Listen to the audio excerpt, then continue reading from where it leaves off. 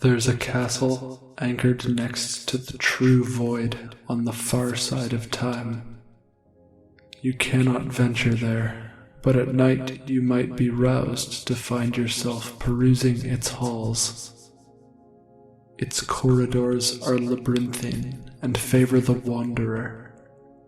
Those storming through them are lost, while those who follow melancholy are led to their Eden.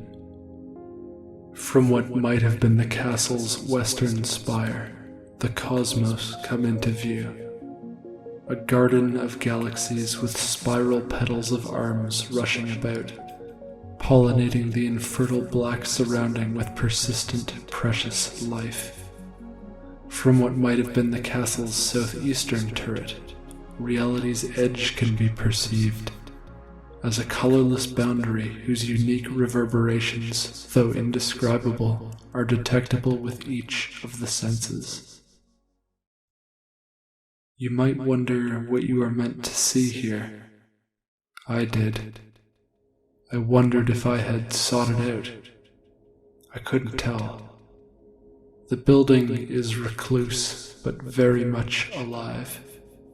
It flirts with the captive, presenting as shy, but signaling a more mischievous side. Perhaps the castle is our rightful origin, like the abandoned world, revealing itself to us in dream. No, I think it's just another desperate idea of deathlessness, not so different from the ones humans regularly perpetuate. Just like everywhere else, Critilidine Skyshrine is an honest place to be alone. In any case, the grandeur of the shrine is of little importance to those who've been. So then, naturally, none of it matters to you or I.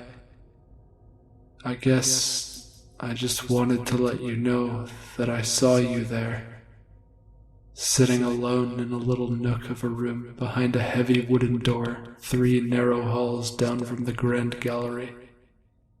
I peered in through a small hole in the door to see a room that looked not so different from when we sat in eons ago. I entered to see your thoughts, projections of people scattered about the room, perfectly still, appearing to chat with each other in the absence of sound. It took you a moment to notice me, and when you did, you slowly looked up, expressionless. You were aware that you were dead, but couldn't remember why. In my upset, I recounted the events to you, and with a disappointed look, you simply said, "Oh well, what can you do?" I have since spent many hours remembering you. Admittedly, many more than I did when you lived, as the surfacing of new memories and details of memories are the only novel interactions we can still have. In a way, you aren't any less real now. At least not to me. Every interaction we ever had was perceived at the mind's precipice before being processed within. And therefore, at every moment of perception, we've all been truly alone. And as I first contemplated living in your absence, I found this strangely comforting. Of all I know, you are the first to venture into the deep, and you explore it alone. If I could, I would venture there with you. Whether a sublime nothingness or a glistening sky castle, we should have explored it together. It won't be long on my end. I wonder if it will be on yours. Are you able to watch me? If you could, would you even care to? Are the movements of my fingers so interesting? While walking, I still happen upon you, helpless but to recall sharing my stories with you. Staying up late, discussing abstract feelings for things I had never experienced or known. Murmurs of longing that I have wasted so much of my life perpetually indulging. In childhood I lived, but in adolescence I began looking to the past and future simultaneously. For 10 years I've done nothing but plan and recall, hating my past inaction for leaving me where I now am, and still forgoing action to fantasize about the greatest end of the journey. I've written myself into a story. Had you noticed how overwhelming it is not to be alive, but to be a character that only imagines himself? Even in mediocrity, all stories are necessarily grandiloquent. A story about a man living a mediocre life finds significance in the state of his bore. An actual man living a mediocre life is doing just that. There is no greater meaning to it because no one is watching.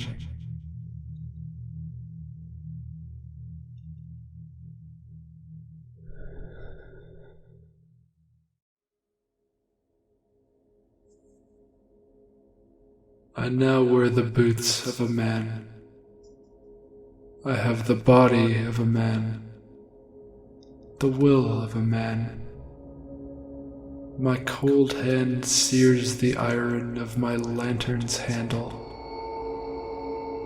The lightless cabin where I reside offers no more comfort than the expanse of the night itself, and I step beyond the threshold of the door into it. The effervescent trees billow in even the slightest breeze, and the cicada song is drowned out by the dust in my head. This is a particularly pungent night, ripe with plant and animal matter scattered through the matrix of the woods and through me. I walk through the bubble of light, forward into darkness, over snails and ticks, through thicket and brush, to the camp I made by the river. The world grows so wide in the dark, but my stride is calm. I am drawn to the still faint scent of embers now. Charcoal discarded by the river grove. Green eyes peer at me on the other side of the clearing. A mother deer and her fawns who dart off as I enter the camp. The first and only stop on my journey to the lookout, which, unlike the rest of the forest, looks smaller in the gloam. I press past the comfort of its familiarity and back into the night, this time along the bank. I hear it now, the echo of your voice shattering the black winding water. How I love to be haunted by you during my walk down the dark river, flowing through the glowing land and singing into the absence of light above. The obsidian vein in the moonlight, like a flowing void, attracts all manner of otherworldly beings to its babbling shores. After the second turn, the forest becomes alight with fairies, drawing near to me coyly before darting out of view. The magnetic tar narrows its current at the place where the ferns grow to half my height. I am getting close to the lookout now, the place I come to remember you better. I climb a steep embankment from which the water pours. I have come here so often that my feet don't miss a hold. I am just another part of the night, come to embrace the majesty of what I knew and what I may never. At the clifftop I gaze into the heavens to see your little pocket of sky, a spot where I like to imagine a castle, floating near the edge of existence.